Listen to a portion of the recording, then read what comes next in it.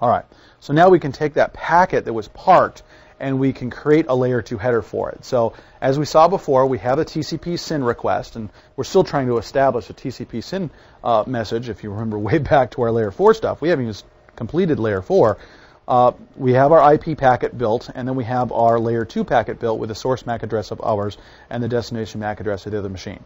I can now send that out, layer 1, via Ethernet binary encoding and send it across.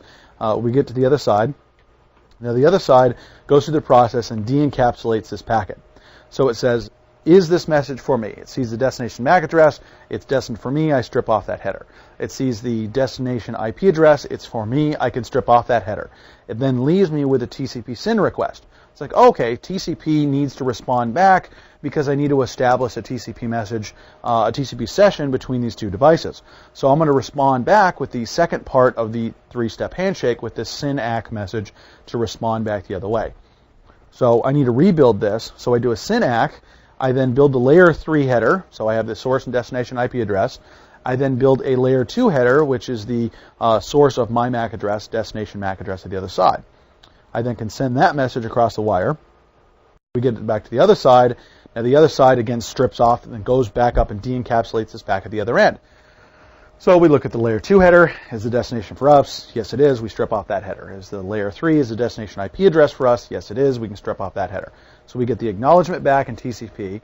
So we now need to send back an ACK for the SYN request here. So we do the last part of the 3-step handshake. So we do this whole thing again. We do TCP ACK, build an IP header, build a layer 2 header on top of it, send it across the other side. All right. So now that we have a session built between the two, the application that's been waiting to send some data here wants to actually send some data. So we have some data. We're going to put it inside the TCP header.